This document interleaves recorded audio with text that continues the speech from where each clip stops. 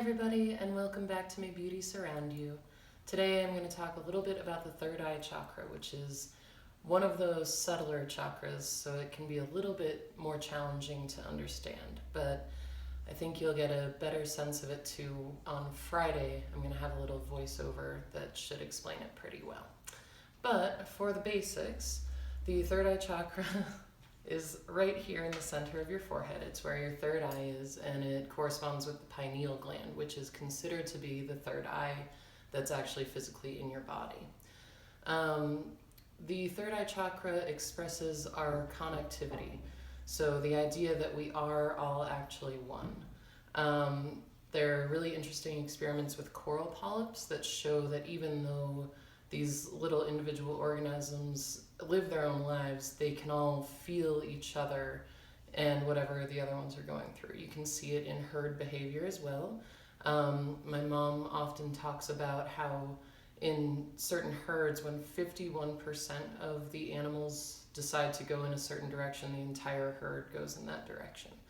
And I'm sure you've felt it yourself. You just have that instant connection. You kind of know when something is going on for somebody in your life.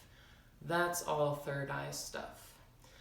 And the third eye chakra is blocked by illusion, particularly the illusion that we are all separate. So once again, it is kind of a subtle thing.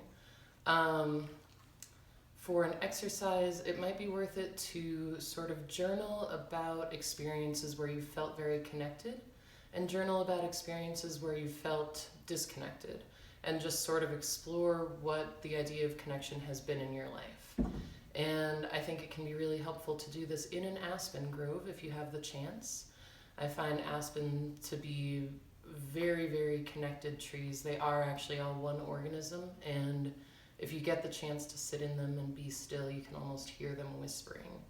Trees in general express this as well. They actually have a network of communication in the soil. So trees on the coast of in California can actually communicate with trees in New York because there is a system of communication that goes through the soil the entire span of the country. So, color of the third eye chakra is indigo. I think blueberries are the closest to indigo that I've found in the natural food world. So go ahead and eat some blueberries, think about your connectivity, and see what you think.